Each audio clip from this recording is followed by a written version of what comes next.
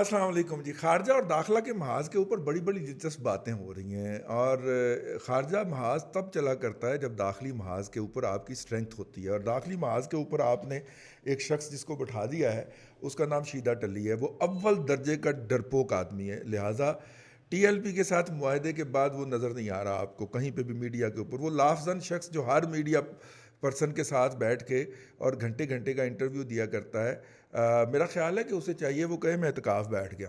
ٹھیک ہے، کیونکہ بڑی بےزتی ہو رہی ہے شیدہ ٹلی دی.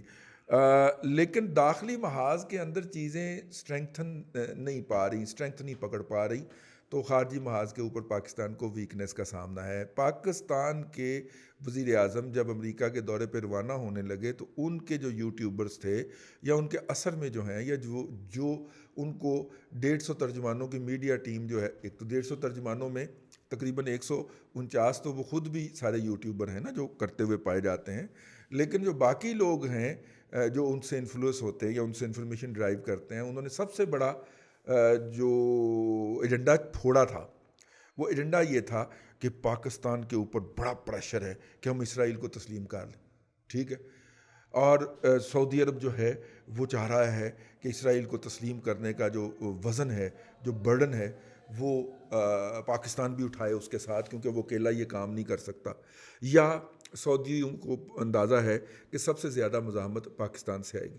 میں اس آخری بات سے تھوڑا سا ایگری کرتا ہوں، کیونکہ وہ جب سلطنت عثمانیہ یا خلافت عثمانیہ کے خلاف جب جو تھا وہ ریوولٹ ہوا تھا اور شریف مکہ نے جو تھا وہ خود مختاری کی طرف قدم بڑھایا تھا، تو سب سے زیادہ مزاحمت تو مولانا محمد علی جوہر نے کی تھی نا. اور جب یہ عمرے پہ جاتے تھے تو وہ چھوڑ کے نکل جایا کرتا تھا حجاز مقدس. ٹھیک ہے، اسے پتہ چلتا تھا کہ یہ آنے والے ہیں تو وہ چھوڑ کے چلا جایا کرتا تھا، حالانکہ یہ اس کی اینول جو سے کہنا ہے باؤنٹی کلیکشن کا سیزن ہوتا تھا، لیکن وہ اپنا سیزن مار لیا کرتا تھا لیکن نکل جایا کرتا تھا. اور ایک آدھ میٹنگ میں جب کنفرنٹ بھی ہوا ہے تو عمران حسین صاحب جو ہیں ساؤتھ افریقہ والے، ان کو پڑھ لیجئے کہ کس طرح مولانا نے، جوہر صاحب نے اڑا کے رکھ دیا تھا اس کو، اس کی بےزتی فرمائی تھی باقاعدہ. ٹھیک ہے نا. تو اس لیے اس وقت نا ہم تھوڑے سے امیر ہوا کرتے تھے، اور جو خلافت عثمانیہ تھی اس کو بھی ہم چلاتے تھے. ہمارے جو یہاں پہ مغل حکمران ہوتے تھے ان کی طرف سے اونٹوں کے قافلے جایا کرتے تھے تو خلافت عثمانیہ چلتی تھی. تو یہ شریف مکہ کو بھی ہم ہی چلایا کرتے تھے، حالانکہ ہم 100 سال غلامی میں بھی رہے لیکن یہ ہم نہیں چلایا فنڈ شنڈ دے کے. ٹھیک ہے، اور ان کو کیا ادھر بھی خمس بھیج کے ایران والی سائڈ پہ ہم ہی چلایا کرتے تھے. ٹھیک ہے، تو برِ صغیر کا خطہ جو ہے وہ تمام اس طرح کی قوتوں کے لیے بڑا زرخیز رہا ہے. ٹھیک، خمس بھی ہم بھیجتے، اب بھی بھیجتے ہیں. ٹھیک ہے، ارب ہر ڈالر کا خمس جو ہے وہ انکنڈیشنلی جاتا ہے. کوئی بات نہیں، کسی کے مذہبی جو ہیں، بس مسئلہ یہ ہے کہ جو کام آپ خود کر رہے ہیں وہ دوسروں کو بھی کرنے کی اجازت دے دیجیے. تو ہم چلایا کرتے تھے. یہ تو 64 63 میں جب تیل نکلا ہے تو یہ سلسلہ ریورس ہوا ہے کہ ادھر سے کچھ پیسے آنے کے لیے ہمیں شروع ہوئے ہیں، ورنہ پچھلی کئی صدیوں سے برِ صغیر کے مسلمان ان کو چلا رہے تھے.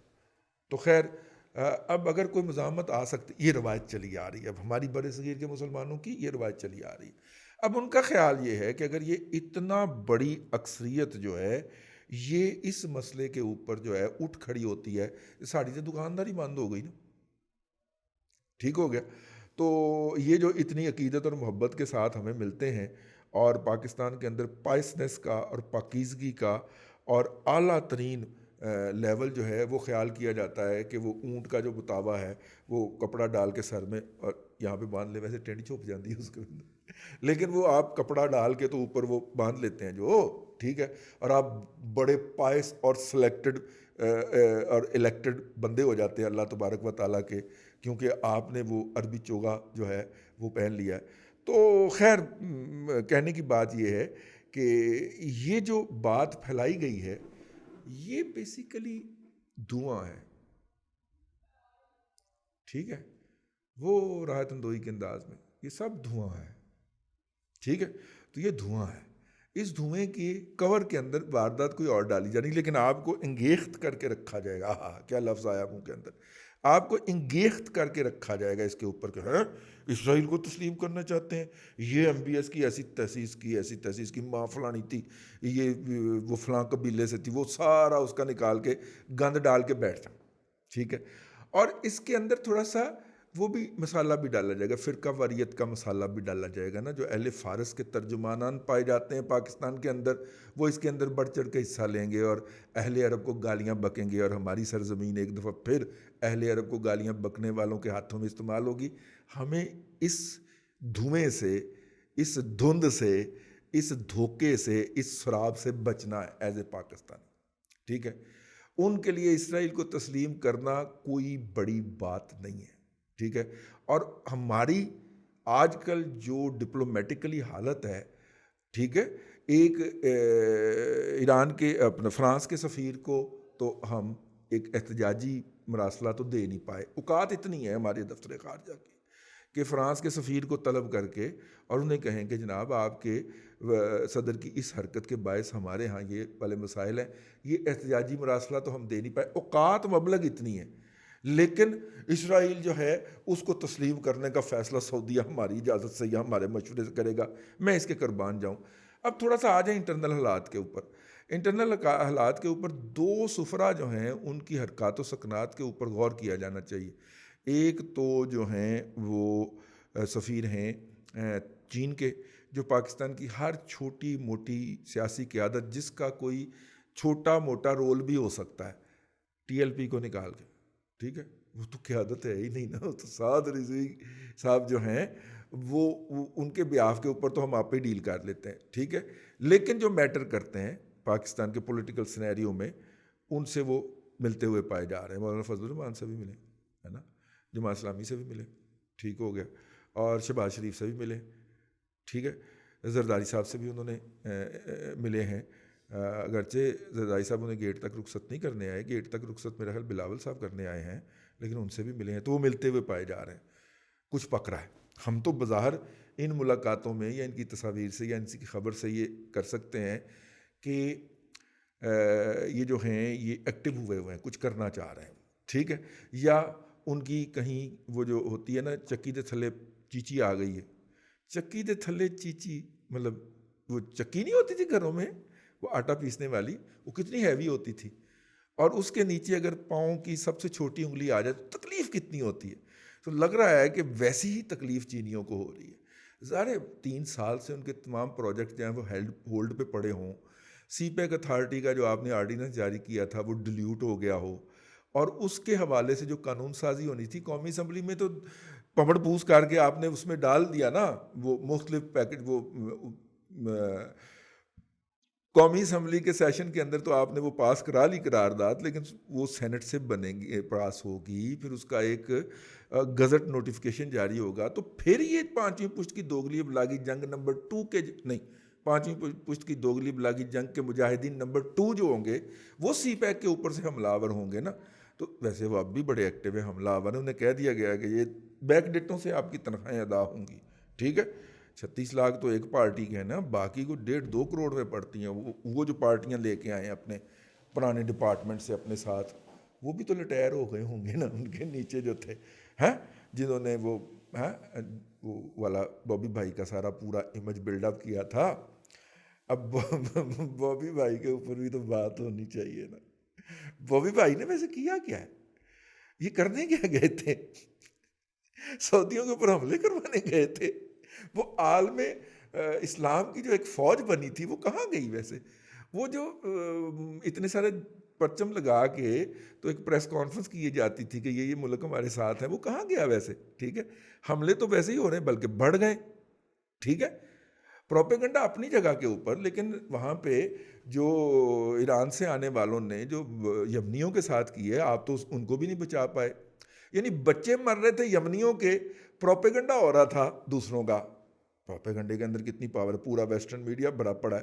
وہ تو بعد میں کہیں کو کسی نے 2-4 تصویریں جاری کی کہ 80,000 بچہ جو تھا وہ نہ صرف کہ اس کا استحصال ہوا ہے بلکہ اس کو تو ہیومن شیلڈ کے طور پہ استعمال کیا گیا. لیکن یہ پروپیگنڈا چلتا ہے اور آپ اکثر اوقات سن کے چپ کر جاتے ہیں، یار یہ کیا کریں اب اس کے اوپر، کیونکہ وہ اتنا خوفناک ہوتا ہے کہ آپ کے ساتھ وہی ہونی ہوتی ہے جو میرے ساتھ پچھلے دنوں پیپلز پارٹی کے حوالے سے ایک میں نے فقرہ لکھا، ٹھیک ہے، اور اس کے اوپر عبدالقیوم صدیقی نے آ کے تو ایک وہ لگا دی، گرا لگا دی. تو عبدالقیوم صدیقی دے اتنے اعتراض کرو نا، میرے فقرے کے اندر کیا بدتمیزی ہے. لیکن اس کے بعد یہ جو وہی عناصر جو یوتھیا مجہول القوم الجاہلیہ للعقل المحدود کی کور میں آتے تھے، اب وہ پپلیا مجہول الجاہلیہ للعقل المحدود کے کور میں آ رہے ہیں. ٹھیک ہے، تو کیا ہم پیپلز پارٹی کے خلاف بدگمانی کریں، بد کلامی کریں یا بد زبانی کریں؟ نہیں، ہم تو نہیں کریں گے.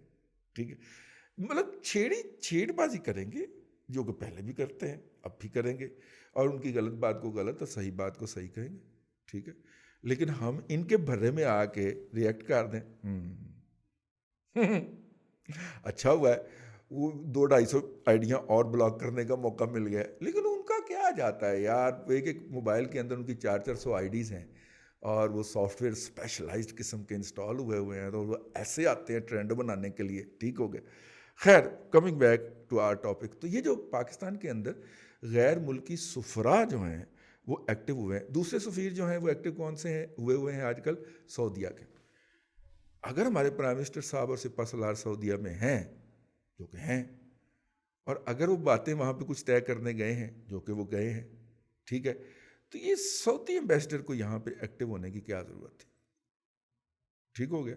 شہباز شریف نے تو کوئی وزن اٹھانا ہی نہیں ہوتا زندگی کے اندر. انہوں نے کہنا بھائی نے پوچھ کے دسا، ہمیں کوئی سفیر ملے، ہمیں کوئی وزیر ملے، ٹھیک ہے، اور بھلے کوئی جو ہے وہ سربراہ مملکت مل جائے، اس نے تو بھائی جان سے پوچھ کے بتانا ہوتا ہے، یعنی اس نے ڈیسیژن کا بوجھ اٹھانا ہی نہیں ہوتا.